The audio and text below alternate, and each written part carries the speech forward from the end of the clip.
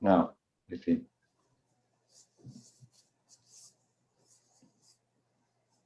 No, I still get that warning. Warning? That warning about I need to ask. Ah, no, it is. It's recording. It's recording. Yeah. It's recording. Yeah. Recorded, Tony. Yeah, yeah. I'm being flashed at, so it's obviously recording. That's brilliant. Okay, thank you. Sorry. So, well, welcome everybody. This is the first session today, and I'm pleased to introduce you Tom Cherrett. He's the head of the Transportation Research Group at the University of Southampton.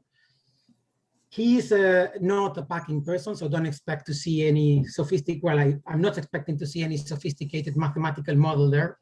Yeah, Tom has been working quite closely with many companies on the last mile logistic industry, business to customers, and he's going to provide us with some insights on what are the challenges there, what are the challenges, and not just packing, but other optimization challenges as well.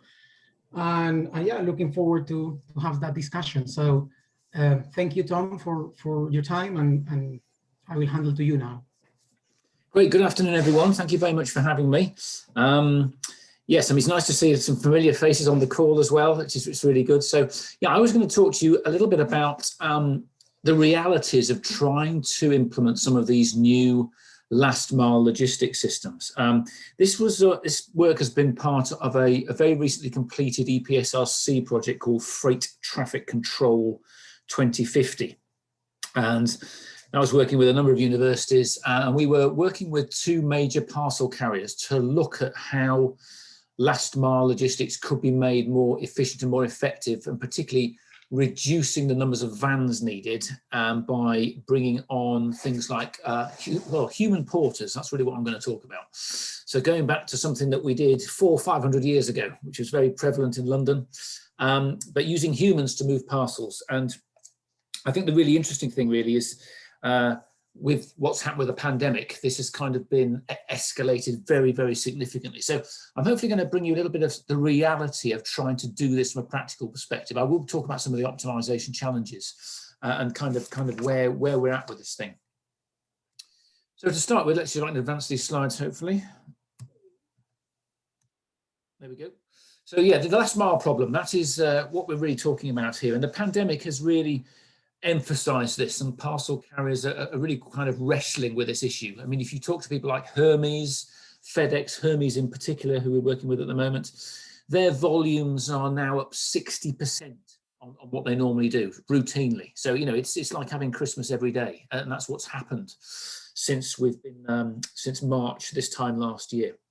So getting our stuff is becoming increasingly challenging for them. And it's also, you know, getting stuff back. I'm sure everyone on this call will have done some home delivery probably the last 8 days, and may well have sent stuff back as well. And that's one of the other biggest challenges, which I will come on to. So, but you may be like me. I mean, I literally, I purchased my first item of clothing for the first time in 15 months last week. I bought a new pair of shoes online. And, you know, you may not have been buying anything like I have, just, you know, existing as we are, which is quite interesting. If we look at some of the kind of general trends, just a second, just advance this, there we go. Interesting, so statistics are starting to come out since March 2020, but just generally, vans are the biggest kind of growth area for freight. They far outweigh anything else and have been, you know, for the last, well, going back really to kind of 2010, 2011, where the growth has really picked up. It's very easy to get into the delivery sector. There are many more gig workers, individuals who are acting as fourth party logistics providers. So you can see there 52% increase in vans essentially since 2000. So, you know, and that's across everything, even cars. But obviously you can see at the end there, the initial, from March 2020, the initial lockdown impact, you know, we've seen a lot of right across the spectrum in terms of trip making, obviously increased again now, but that's another story. But the van element and people doing delivery work has increased significantly. And then again, you know, if you look at the online spend during the pandemic, and this has been one of the really interesting things. So online sales have been typically, you know, before the pandemic, growing at about 18% online retail of total retail sales. And then as soon as we got to the first lockdown this time last year, we immediately leapt to 30%, and it's been kind of around there ever since. So we've kind of seen 5 years growth of online retail in a matter of kind of 8 months. So it's really altered the whole landscape in terms of the way we procure goods and services. So, you know, how we get things to us is a major concern. And the really interesting notion here is that, you know, we've managed to ban plastic bags overnight. You've got to pay for them. We stopped smoking overnight. The one thing we really should ban, if you talk to anyone in the logistics industry, is the word free delivery. We have this notion that everything is free, and it is far from free. So many of you are probably with Amazon Prime, etc. And the kind of de facto norm now is that it's next day delivery, and you expect that. And we're obviously, the worrying trend is moving to same day delivery, where you can order things and have them with you within about 4 hours of procurement. So, but these services, you know, really do put a strain on the logistics system. They make it very inefficient, and we have lots of what we call less than truckload movement. So it's again an interesting thing in terms of the way government might have to step in terms of, you know, should we have the purchase price of the item we're procuring separate to the charge for actually having it delivered? So you can see the transparency between the two, and therefore, if I want an electric toothbrush in 4 hours, I'm going to pay the price that I should be paying for that. So it's just an interesting dilemma. On top of that, we've also got what we call, you know, diminishing curbside access. So coupled to this significant growth in home delivery demand during the pandemic, we've also got, you know, these policies that are throughout our cities across the world now, really, where we're giving more credence to walking, cycling and public transport. So, you know, the reality for delivery companies is it's increasingly difficult to access the curbside. There's a lovely statistic I always use from UPS. So this is from about 2019. And this was the year to the end of 2018. They incurred just under $19 million in parking fines just from their operations in New York alone, to give you some context of how much these companies pay for parking fines. So, you know, at the moment, we're all at home, we're trying to get stuff delivered, yet we, you know, for delivery companies, the harsh reality, it's quite difficult to do that, particularly given in mind, remember, that in most cities, we've sold off all of the logistics land, and the stem mileages for driving in and out are very significant. And on top of that, you've also got the movement to low emission zones, and many cities will see this coming in with the 2011 European White Paper with the kind of CO2-free city logistics goal by 2030. You know, there's the other alternative drive that companies have got to think about how they're going to deliver it in a different way. And that's part of the drivers for some of the work that we've been doing. The other part of the jigsaw really is the amount of competition in this sector. So, you know, this is just a snapshot of some of the carriers you probably recognize. There are many others, but all of these people are operating similar models. You see them on the same streets at the same time of day, delivering to the same people. And, you know, there's intense competition here. Anyone of you who've worked in the logistics sector, you know, it's a very cutthroat industry. Profits are very minimal, and you've got to work pretty hard to earn any money. So, but the interesting thing is there more scope for some of these carriers to actually work together for the first time? So collaboration is being looked at, and there's some very good examples of that in various areas going on. So this next slide kind of was quite revolutionary for us, and it was some of this visualization work we did using the carrier manifest data. So we got carrier manifest data from 2 carriers, and for the first time really ever, we were allowed to blend that together and to see what the collective impacts were of carriers operating on streets. So this next animation, hopefully you'll be able to see this. So here we have 18 carrier vehicles working on one day in London out of 3 depots. The little squares are GPS trackers on the vehicle. The little round dot is a GPS tracker we had on the driver. And so you can see them all busy, moving around, getting out, driving, moving, etc. So the average vehicle here was delivering about 130 to 150 parcels a day.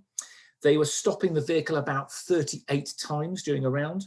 They were driving about 7 kilometers in this area of London, okay? But they were walking, the average driver was walking 10. So just get your head around that. They're driving 7, but they're walking 10. So they're really called delivery walkers. The interesting statistic was, and you'll see this zoomed in a minute to see the density of the heat trace, but 65% of the round time is spent stationary with the vehicle doing nothing. It's hoteling. The driver is out trying to find the consignee. And the disturbing thing is, here's the last person going home. This trace only represents 7% of the parcel carriers that are working in that area of London on this day, to give you some idea. So we wonder why it's congested. And there you go. So the denser the heat trace there, the more times the vehicles have been on the same street at the same time. And if you think of adding in waste collections, service visits, and everything else that goes on, it's, you know, is it any wonder why congestion is quite bad? So this got us to thinking, you know, how could we look at this in a different way? So one of the other interesting angles, sorry, I'll just fast get the next slide. So one of the other really interesting bits that came out of this initial research when we were looking at business as usual was we put altimeters onto some of the drivers. I hasten to add, we probably can't do this now because of ethics, but a couple of years ago we were able to do this kind of research. But this trace is from one driver in London, and it kind of emphasizes the other problem. And this is really interesting from an optimization point of view, which is new, and I'll give you some more details on this. This basically shows a driver's travel vertically during a round in London. So the upshot of this really is that 23% of the consignees on any parcel delivery round in inner London are above ground level, and the driver's got to find them. So this is the problem. So you get a lot of vehicles left at the bottom of tower blocks while the poor drivers are trying to find the consignee. And we did a lot of this work. We actually became delivery drivers to actually trial the things we were doing. So we got to experience this. And some of the huge inefficiencies are the fact that we don't have concierge services. We don't have lockers. And these new tower blocks you see being built in our major cities, in terms of planning, no one has really considered the impact of freight and service vehicles all queuing up at the bottom of these, trying to access the people inside. And remember, before COVID, during normal times, 50% of those buildings would be empty during the working day. So it's just an interesting element, which I'll come back to. This is another really interesting element, really. So the kind of holy grail in terms of logistics data is to try and get what we call the post-round manifest from the carrier company. So it's not the planned round, it's what actually happens. So when the driver comes to your house, delivers a parcel, and they take a photograph of you with the parcel on the doorstep, or you sign for it, that is the data that goes into the post-round manifest. It tells you what was delivered to where, and specifically what was the consignee receipt time. That's what this data is here amalgamated. So we used some interesting software to take data from these two carriers. This is for the Oxford Street area of London, which is in the middle of here. And all this is really doing is it's heat mapping it. So we're taking all of the delivery postcodes that were delivered to for two carriers. The top carrier there, that's 129 days worth of data. That's the orange related points you see. The bottom carrier, who was doing more business to business consumer work, was over 69 days, and that's the blue traces. But what this shows is when you group those together by postcode sectors, you can then start to see which parts of your city receive the most van activity. These vans are all trying to get to these little heat map spots, and those little kind of light green circles in there show the biggest generators. The blue carrier was totally dominated by this one position you can see in the middle here, where over 3,000 parcels were received, and we subsequently discovered that was a subcontractor's depot where this stuff was going to before being redistributed. The interesting thing about this, though, it helps us kind of understand, the land use impacts of last mile delivery. So freight planners can use this to say, well, where are these vehicles trying to go? Where are the current drop zones? What are the current waiting restrictions? How can I retailer those to allow better movement of freight in these areas? And this is very useful for what I'm going to come on to later about how we can redistribute some of this freight to more sustainable modes. But the one thing that's really needed in transport planning terms is something called the TRICS database, T-R-I-C-S. That's been around for many years. And it's essentially a database which allows you to link different land uses from a passenger generation to a particular building you're thinking of developing. So how many trips will a swimming pool generally generate in a city? The interesting thing is that is all done for the movement of people, trip generation. We don't have anything like that for freight. And the one really interesting thing for modeling and for work going forward is, could we use tools like this to develop a tricks database that shows freight and service vehicle movements to different types of land use? So what does a mixed use block of flats with offices and shops generate? That's quite an interesting thing to come to. So on top of that, the really interesting thing in logistics is really the driver and their characteristics. So this next slide, hopefully you'll be able to see this animation. So understanding driver strategy is very important. So this is a one courier driver who was very experienced that we work with. He'd been working for this company for 2.5 years. And this was the patch he worked in. He was always in the same area. It's only about two and a bit kilometers square. It's just on, you can see, Southwark area of London. And you can see that he's traversing very carefully, but not repeating the path. So he knows that every day he's going to have about 130 parcels on for roughly consignees in the same area. So he's developed a way of traversing that round in the most efficient way possible. We know that from his trace that 85% of the route from day to day was exactly the same in terms of the paths he took and the times roughly he was on those roads. He's developed a way of strategy for doing that. And that's really what you want to see. And the irony of it is these guys use no logistics software. There's no optimization tools. And that's the harsh reality of most parcel logistics. It's down to the driver and their cognitive ability and level of experience to get around this route. This guy knew all of the 6 to 9 digit access codes for every block of flats in that area of London, off by heart. It's incredible. Didn't even have to look at a piece of paper.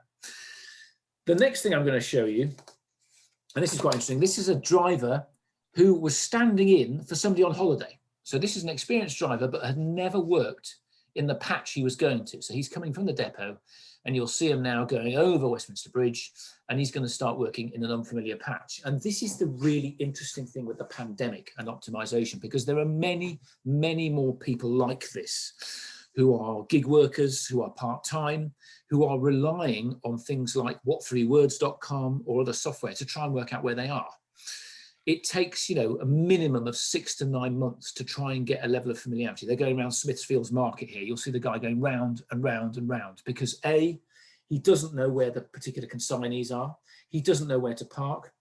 He doesn't know where the parking wardens are going to be.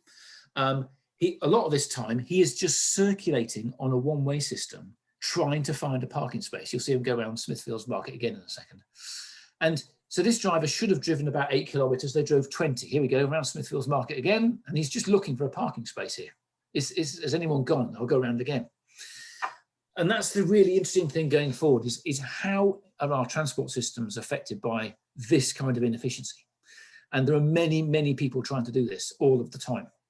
And so this kind of got us thinking about, how can we move away from vans and do more stuff by cycle couriers where there's more time, there's less congestion potentially caused. So, some interesting kind of wider dilemmas here. So I'll stop there because you'll just go round and round till you all feel sick. So this is kind of what we moved to. This is the kind of concept. And we kind of literally stumbled across this from looking at the business as usual data. This reality from that first visualization that the average vehicle is stationary for 65% of the day doing nothing. And the driver is walking nearly 10 kilometers a day. It's just madness. So when we presented this back to the companies, they thought, wow, there's got to be a better way of doing this. So we kind of thought about it, and portering is something we've had for hundreds of years. This is a porter outside Waterloo Station in 1912. And, if you look back on London's history, there are still the portering posts. You can find them dotted around London from 200-300 years ago, where porters used to wait to be procured to run an errand or move a load for someone. And this is the modern day porter on the right-hand side. So these are these trials that we were doing using electric delivery vehicles in the bottom left-hand corner, and these 250-litre hockey bags. So if any of you have kids who play hockey, you might recognise these. They're pretty big, they're very, very large suitcases, and you can get about 30 average size ASOS parcels in here. And that's the general concept. We're trying to get away from having solely vans, and we're moving to what we call mixed fleet logistics. So this is the general idea. At the moment, we've got every man for himself, all of these vans going in and all literally delivering in the same areas at the same time. And the idea potentially is you use slightly bigger vans, but less of them, and you rendezvous with walking porters on the ground and potentially cargo cyclists who then do the last mile delivery. So it's quite attractive from a number of areas. It reduces congestion. It vastly reduces the amount of vehicles that are needed. And the key thing is, can you offset the cost of having less van drivers and vans with the cost of additional porters? What's that going to be? And we'll come back to that argument later. So, you know, for you guys on the math side, this is, you know, there's some very interesting challenges here. So Tolga Bektas, who's now at University of Liverpool, did a lot of the work on here. So I'd advise you to have a look at some of the papers he's done on this. But, you know, some of the interesting challenges really here.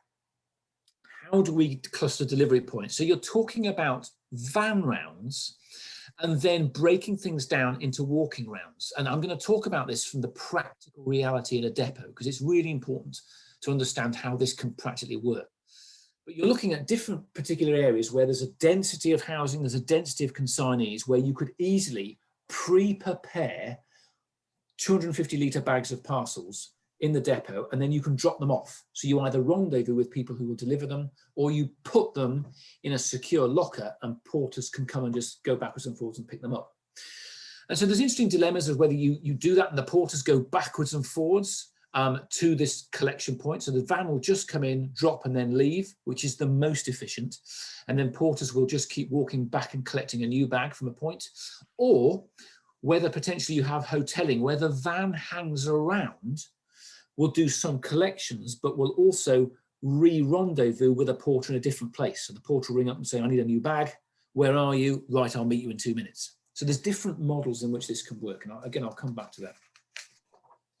But there's some very interesting dilemmas here in terms of, which I'll come on to, size of package, weight of package, and the elevation, which is the real new unsolved part, to be honest.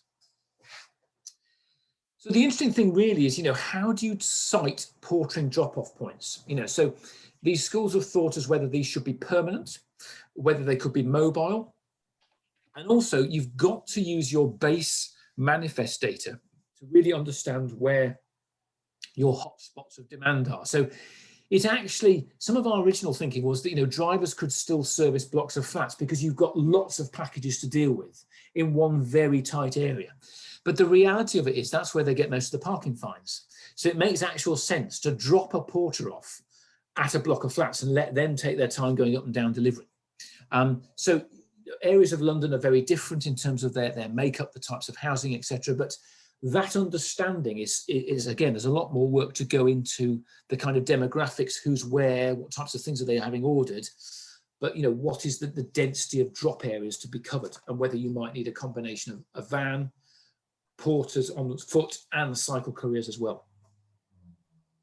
So this is kind of what it looks like. This is we were trying to think of what the collective, you know, description will be for a group of porters, a gaggle of porters. But this is a group of actual porters in one of the live trials, rendezvousing with a van. You can see the big bags in the back there.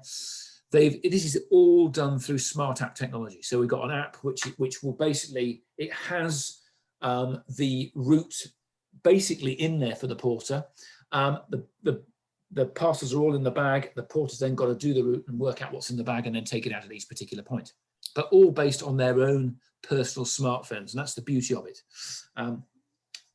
So again, but there's this classic dilemma, you know, you can see that the van is illegally parked already, even in this situation. It's on double yellow lines.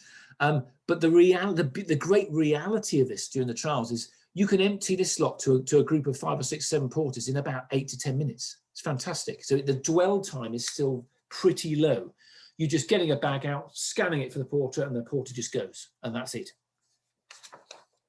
So some of the research questions here we were looking at were, first of all, could decoupling driving from delivery reduce curbside dwell times of vans on street? That's the really interesting thing from the local authority, from Transport for London, etc. in any city.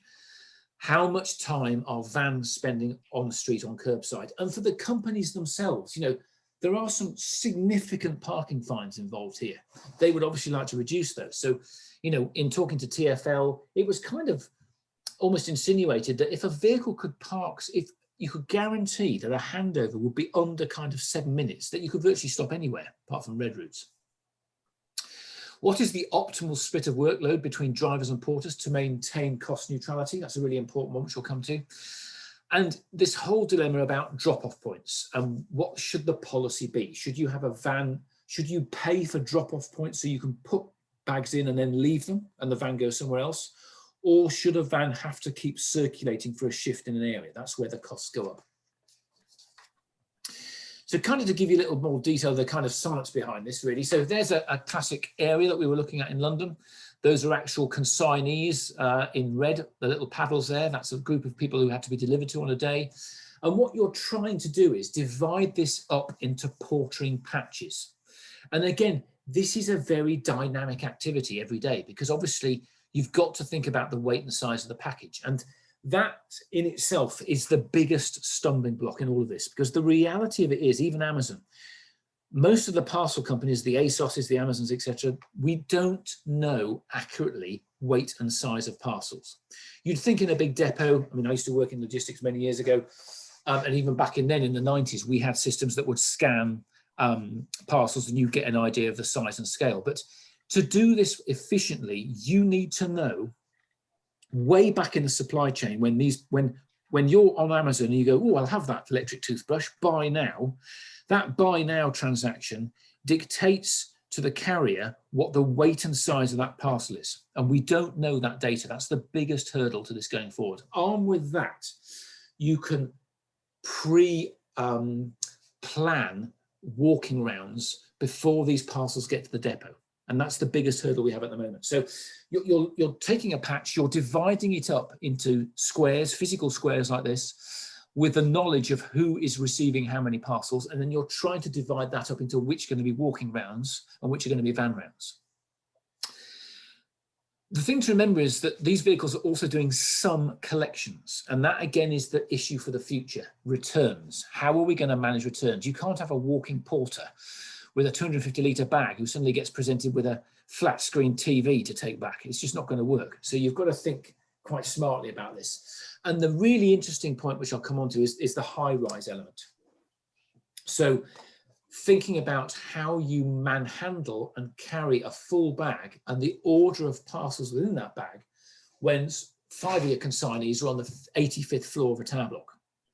And we learnt that from experience when one of my colleagues, Fraser McLeod, who some of you will know, that on his first round, the lift had broken and he had to carry a full bag up, I think, 48 flights of stairs, which didn't do his back any good. He was off work for a few days. So we learned a lot on health and safety from that particular perspective. But yeah, so those are some of the interesting dilemmas. And then the depot reality of this. So this is in some of our trials. You probably heard of pick by line. That is obviously a standard technique in logistics in depots where you pick for a certain shop. So any products that come into the depot, they are sorted, but there's a line drawn, and that line is for, say, Tesco's Droitwich. And all the parcels for that store go into that line. This is what we're doing here. Each of these lines is a porter's bag for a round, and these parcels are being laid out on the floor. And then you're looking at the weight and size of these, and you're making certain decisions. So in the early days, this is a very labor-intensive activity, and this has to be automated. But it shows you the variety of things that people are ordering. A lot of this stuff was ASOS anyway. And then from that, we can do some interesting analyses. So a big part of the background research that we did was understanding weight and size and the variability of this. So for an area of London, we were looking at, we took existing rounds in vans, we stripped out all the parcels and we weighed and sized them. So that was quite an interesting student activity. You're taking out 400 parcels and you're weighing and sizing them. Funny enough, many of the carriers had never done this, but this showed that 85% of parcels from one of the carriers we were working with, so typical kind of ASOS deliveries, are less than 15 litres in volume and under a kilogram in weight. So you are looking at a lot of small, light packages. And that's this determination really as to what cannot be put in a porter bag. It's just not economical, and therefore would have to go in the van. And it's that decision point. If we had that weight and size data at the point of view when you've pressed buy now, and that packaging is understood for that product, that makes this system work fantastically. And that's the thing I think we've got to build on. So this next slide just shows some of the trial areas we started on. So we have, this is back in, we first started doing this back in 2018. So we were looking at the southwest area of London, SW postcodes at the bottom there. And then on the north side, we particularly focused on EC3, which is a very dense and busy area. So we were looking at running some of these trials in these particular areas. And I'd like to now introduce you to the worst porter that we had during the trials. Here he is, very suave and debonair gentleman, but an absolutely useless porter. So we all took part in this because, you know, you've really got to experience it, and it had never been done before. So the trace on the right here, that maroon trace is my optimized path I should have done, which we did retrospectively for the 30 items I had in the bag. And I should have walked about 2.5 kilometers. The blue trace is what I actually did. So you can see the chaos, because I'm unfamiliar with parts of central London. I'm trying to use my phone to do the guidance, sat nav, and the obscuration. The amount of times I lose signal is horrendous. So trying to work out where you are. The amount of times I went to a tower block and I delivered the parcels that I thought I had, and then after I came out, I found another parcel that I'd forgotten. So all these things kind of went into the learning and the development of the apps that are now being used at the moment. But some of the key issues we learned here are where exactly is the consignee? Where is the parcel in the bag? That sounds utterly ridiculous, doesn't it? I've only got a bag with 30 parcels in, but on the first day we did this, it was horrific weather. It was just torrential rain. And we got soaked, and you're trying to find a parcel in a bag, and the realization of just how you do need to think very carefully about the order of consignees. And this made us really realize, and this is still the case, if any of you want a good area for research, thinking about how you optimize for elevation in buildings is really important. Where is the consignee? You don't want to be lugging a full bag of parcels up 38 flights of stairs on your first drop. And at the moment, no one's really thinking of that. And part of the reason for that is there aren't really any really good data sets which you can rely on to tell you whether an address is above ground or not.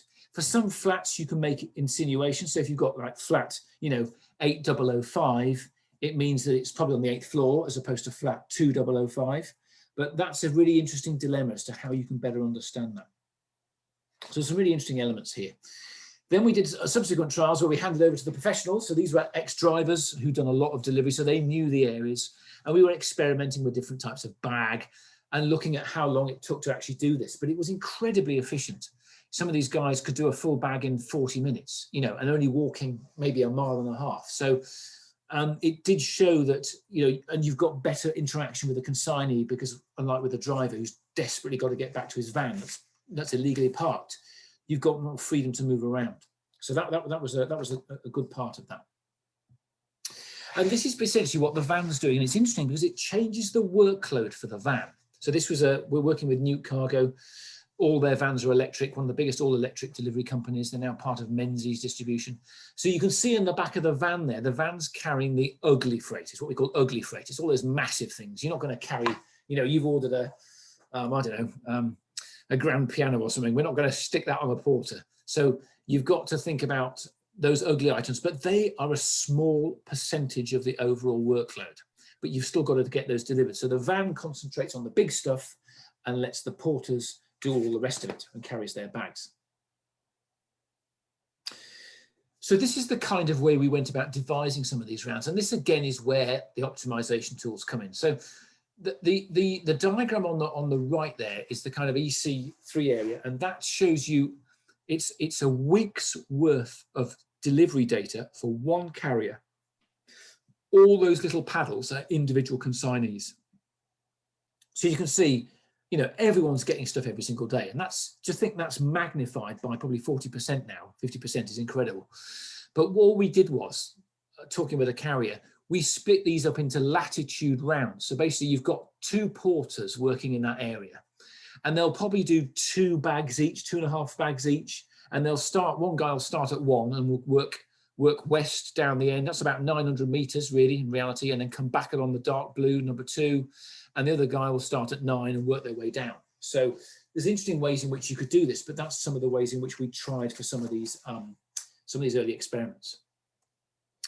And this gives you a little flavor of some of the initial results and why it would look so promising. So some of the key things, so this is where we were trying to get 90% of the items to be ported. That's the key thing. You want the van to be doing as little as possible. And so in business as usual, in the first column there, the pre-trial by the driver, the parking time at curbside was about nearly 4 hours on the rounds. Unbelievable, 4 hours just sat there stationary. We reduced that to 32 minutes. So it's a huge reduction for the council in terms of what a van's doing by the side of the road. Driving time is significantly down again. And remember, this was with the driver hanging around and resupplying porters, which is not the most efficient way of doing it. The total vehicle and driver deployment there. So in other words, that's the key thing. The driver's time is vastly freed up, which is good, 76% reduction.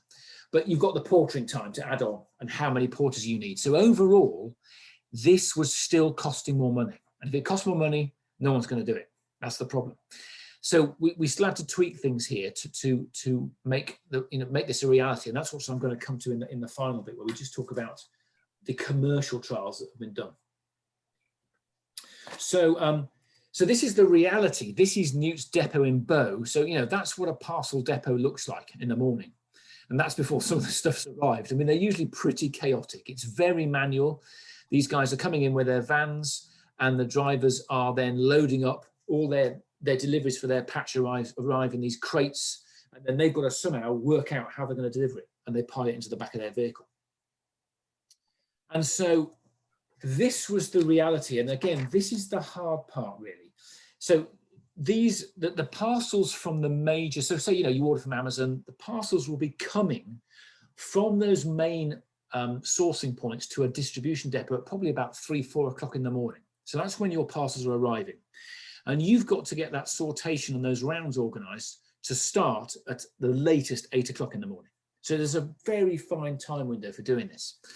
And this was the problem, because we don't have the weight and size in advance. We've got to sort for the round. Okay, so the round, this van is doing a round and the parcels are there for that vehicle, but then you're secondary sorting for the walking rounds. So you can see the walking rounds laid out on the floor here.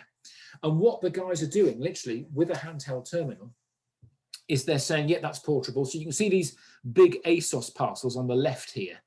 They're deemed too big to porter. So they're light, but it's like someone's got a sleeping bag or a massive coat. So the van might as well do those.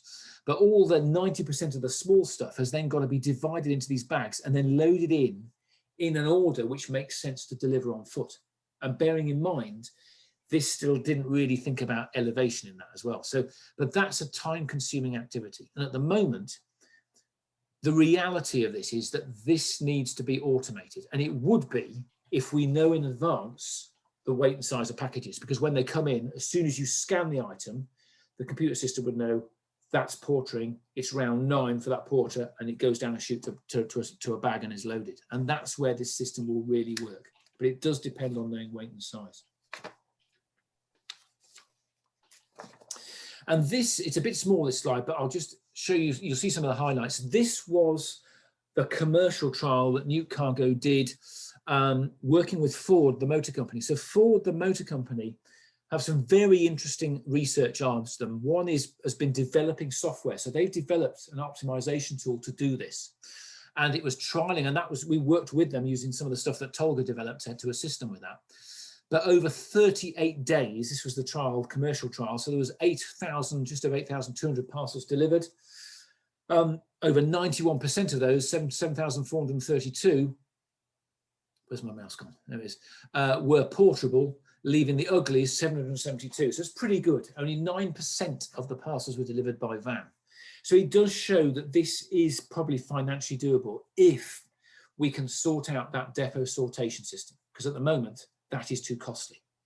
And the work we subsequently did with FedEx, some of the simulation work, and they're looking at this practically now, was that some of their rounds for central London, 7 vans that currently do it could be brought down to 2 vans and maybe 2 or 3 or 4 porters to go with that. So, you are saving potentially a lot in terms of the vans that you need to do this.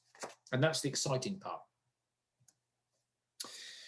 So just coming to the end now. So yeah, some of the things to think about and some of the issues really, and how we save money with this going forward. One of the benefits is having the van only visit the area once. So in the trials that we did, the van was hanging around.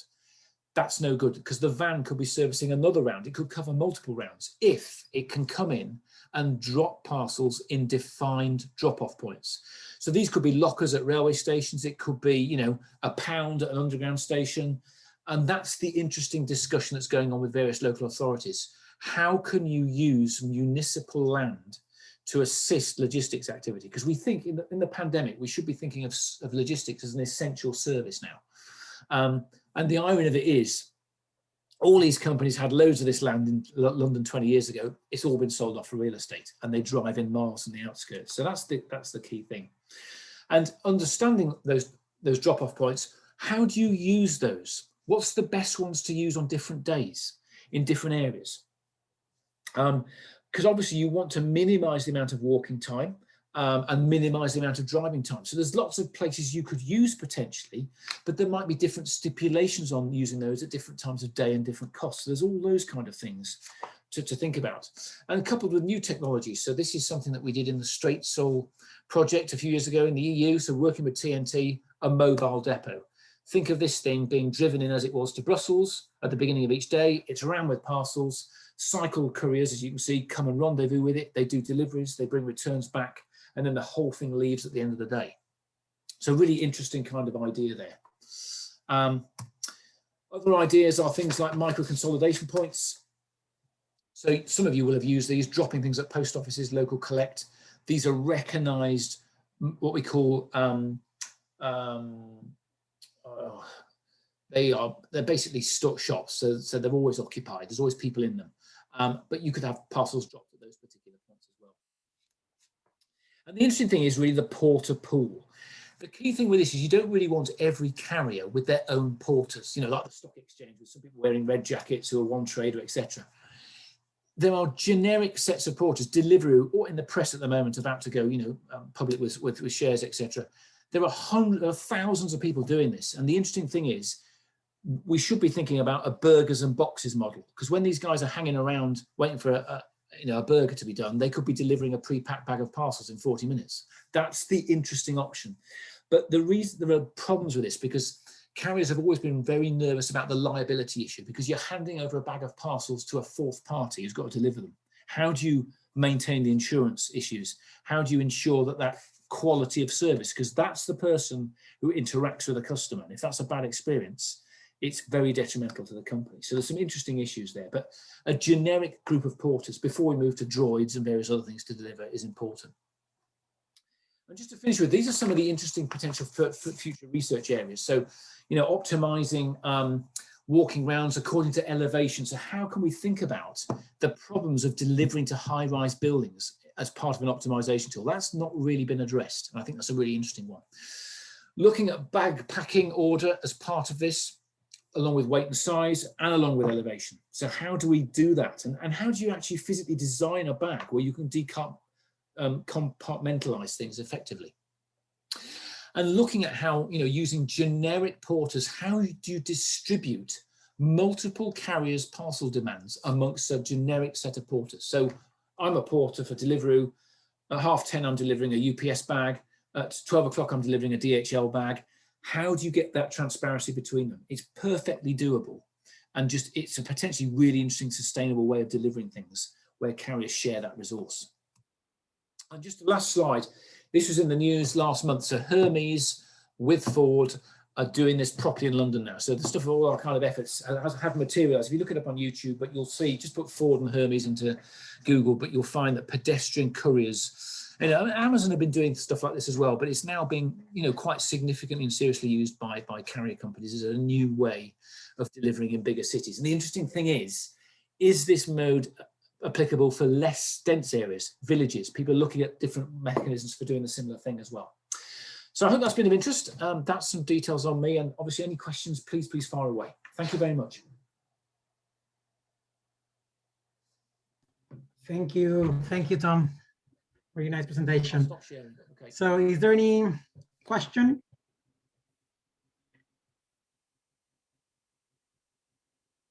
I actually might want to start here. I cannot see any hands yet. I'm going to start with the first question. If you go to, can you go quickly to slide 25? Hang on, let me share Sorry, the screen Julia, again. Julia. Sorry, let's, I didn't see. Yeah, go for it. Yeah, no Julia, worries. hand. I'll find slide 25. Yeah, go for it. Yeah.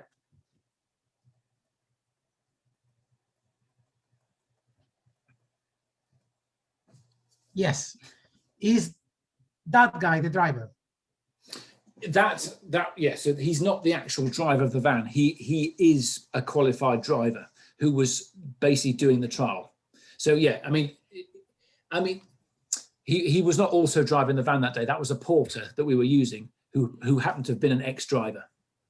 So is that, I guess it's classifying the parcels by areas, I assume there, and then is going to fit everything on the van? Is that the case? Yeah, exactly. So all of those parcels you can see on the right will go into maybe, the 7 rounds, at least 7 different bags, okay? And the reality at the moment is the driver would be making deliveries in the system as it normally is, using bags and various things like that now. Because when the driver gets out to make a delivery, sometimes he may be taking 1 parcel, but quite often he's got a sack truck and he's wandering down the street covered in parcels. But the idea is, yeah, you preload those bags and you just, at a rendezvous point, you just give one to a porter on the street and they go off and deliver it. I see. Okay, I have a follow-up question, but let's go with Julia now. Julia? Thank you. Thanks, Tom, for a fantastic presentation, really fascinating, and all the graphics and seeing all the inefficiencies is really enlightening. Two, I don't know if they're questions, but sort of thoughts that you might want to respond to. First of all, it's around this comparison of cost, and I guess the assumption that things are driven by a financial cost. I've been doing a lot of, I guess, reading around kind of carbon costs and carbon footprints, and one of the things that's coming through is that a lot of real costs are externalized by organizations. So, you know, if you buy an avocado from Mexico or Brazil, let's say, you know, you pay the cost of growing the avocado and transporting it here, but you don't pay the cost of the deprivation to biodiversity and clearing of the rainforest or whatever. Those are all externalized and I guess ultimately paid by society.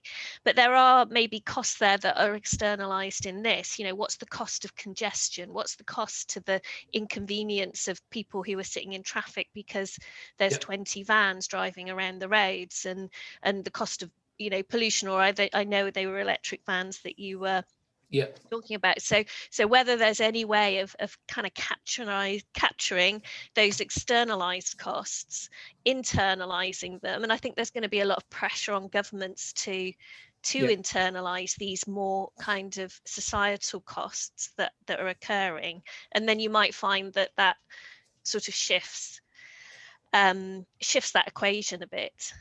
My other comment is about deterministic versus stochastic. So when you're talking about, we need to know the size, shape and weight of the parcels, but actually probably 90% of the time you can make some kind of prediction, which is, well, you can make a prediction 100% of the time, but 90% of the time you might be accurate. So whether actually you plan the packing of the bags in a kind of expectation of what they are, and then deal with it in a kind of disruption management way of, well, we expected it to be this big, but it's actually this big. And so now we have to mend our routes. Good point. But 90% of the time it might actually be fine. So those are my 2 thoughts. I don't know if you want to respond. Yeah, no, sure. I'll take the second one first, because that's a very good point, and that's really how it's done. Because you're right, the reality of it is, before COVID, that yes, you can really rely on the same, you know, it's going to be a van full for that area. I mean, you'll get some differences at Christmas, Black Friday, where people are buying bigger stuff, but generally you're right. It's just the biggest cost in efficiency is in that secondary sort. And if you did know accurately, that's what I'm saying. Some companies do allow a kind of size and weight category, which is a classic. And some people completely stuff that up by pretending a grand piano is a small box, you know, so it's inaccurate. But that's the biggest stumbling block, because if you did have that information, you could do better pre-planning. But you're absolutely right in that, 90% of the time it will be the same types of package and size for those areas. So you can roughly work it out, but it would just save an enormous amount of boots on the ground time in the depot secondary sorting if we could get that in advance. And yeah, the cost thing is fascinating, really, the external costs. So the one thing we did try and do is we did try to quantify how more inefficient a novice driver was to a professional. So someone who just started around their first kind of 2 months compared to someone over 10 months. And where we actually looked at their drive time, their walk time, etc. And they were over 50% less efficient in every metric. So the amount of distance driven, 50% more, the amount of time taken, 50% more. And that's the kind of thing that I think we would need to try and quantify for more generally. It's just one of those elements. And then, how you translate that into that guy going around Smithfield Market 8 times trying to find a parking space and everybody else breathing in the fumes and not being able to park, it is a huge issue with this. And we certainly don't really take that into consideration when we're buying this stuff from the logistics perspective. So I just think it's an area for much more work on that, really. But yeah, thanks for that. Interesting points. So now Jonas and then Chris. Jonas? Yeah, thank you. Yeah. Thank you, Tom. It was a really great and interesting presentation. So just wondering if you had looked anything on the trade-offs between like walking and biking. I imagine there's the speed of biking versus walking, but maybe also how much you can carry. I imagine that maybe sometimes it's easier to pull a lot of stuff by hand versus on a bike, and maybe it's a very good question, because the reality was we focused more on the porters, really, because of the density of the area. But cargo cycles are just, they're erupting everywhere. And I think the interesting reality is whether you go for 2-wheel or you go for trike versions. But the reality is that this portering term will cover both. And I think you will find that in a lot of these areas, people would have a bike with them potentially. The key issues with that, though, is the safety and security. When you've probably heard of porch pirates in America. Porch pirates are people who hang around waiting for the delivery, know that you're not in, and then go nick it from the front of the house. Right. So there's a lot more issues with this type of thing. But cargo cycles are now companies like Zedify, for a range of activity, they can easily carry 1.5 cubic meters worth of goods. And so, yeah, that could be your alternative van, if you like, for a lot of this stuff. And the cyclist will then use it as a mini depot. So I think that's the next kind of stage we're coming to. Right. And the, because the walking is mainly for very high densely areas like central London and stuff. If you go in more suburbs and stuff, would bike be relevant, or would you then go for just the van? There's definitely more research to be done to understand, what the kind of cutoff distance kind of area is for delivering by. It's very surprising, actually. And one of our current students has been looking at this from the movement of things like pharmacy and pathology. So moving medicines around by courier. And, in cities like Southampton, you can get right across Southampton faster on a bike than you can ever do in a car. Mm. And so, it's when you get to those peri-urban areas that cycles are much more efficient, basically. But yeah, it's a very interesting area for research as to what that cutoff point is. Super interesting. Thank you. Yeah, thank you. No problem. So, Chris. Yeah, thanks. Thanks, Tom. Very interesting talk. I had a couple of quick questions. Firstly, I didn't quite understand why the elevation issue was so important, because I would have expected that these high-rise buildings would have had elevators. So in that case, surely it doesn't matter so much about the elevation. Well, yes, you do hope that they do have elevators. It is very interesting on the old blocks and how many times lifts don't work. And just thinking about just the passage and movement of, not having a full bag for someone, even when you're using the lift, to go right to the top. It's just quite an interesting dilemma. So that there's a lot of variability in terms of the kind of infrastructure that you're delivering in, the age of it, the facilities within there.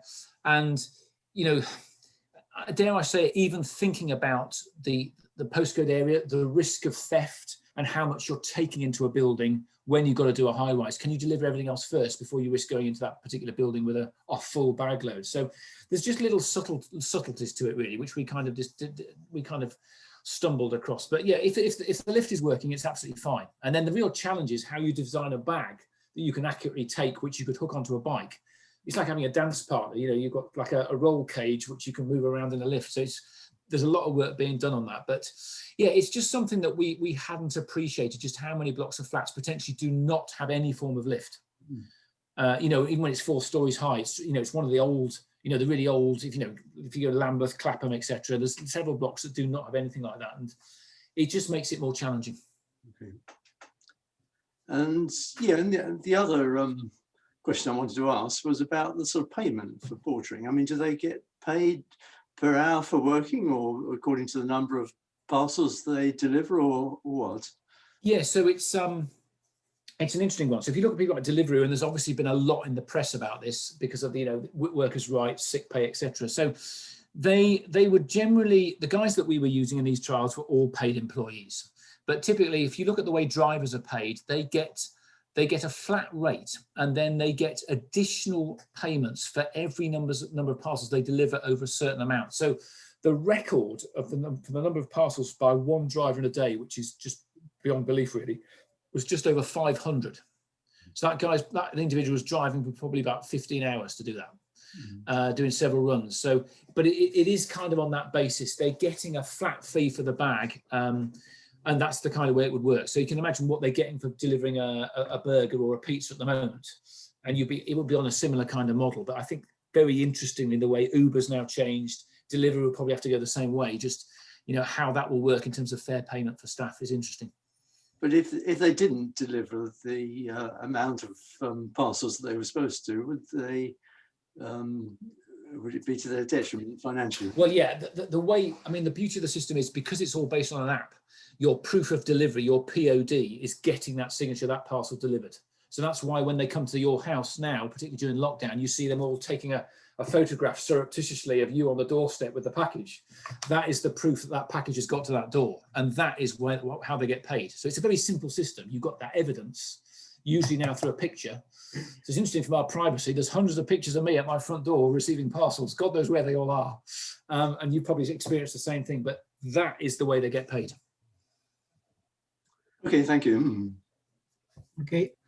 Do you have any other following up questions, Jonas? I know you have your, okay. Any other questions?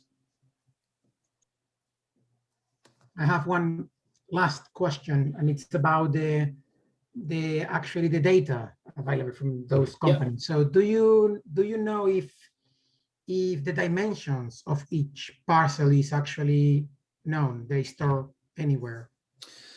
Well, that's the big thing. So some carriers, when you're booking to have a parcel, if it's a classic company where you're having collections, the consignor has to state what category of parcel it's going to be, because obviously there's different charge rates for the weight and size. So some companies will have a structure by which, is it going to be a 5 kilogram package, a 10 kilogram, over 10 kilogram, and so that way they will have some idea of the dimensions. So I know FedEx have a system like that, but it's not, you know, Amazon at the moment, I know they've done this. They're looking at actual machines that will make the box as part of the production line. So when you press buy it now for an iPhone, it'll go into a box that will fit that size, which is quite efficient. So there is some data, but usually it's pretty inaccurate. And you know, ASOS, if you're moving a jumper in a bag, well, what's the size of that? It's you know, it's an amorphous mass, so it's quite difficult. So in all that, to answer your question, really, there is not a reliable source of data on that, as far as we know. That's great. Thank you, Tom. And let's thank the speaker again. And now we have a break. We'll be back in 1:15. Lovely. Nice to talk to you all. Okay. Anyone got any questions, they can come back to me via email. Lovely. Thank you. Take Tom. Care. Cheers. Great. Thanks. Bye. Thanks, Tom. See ya. Yeah.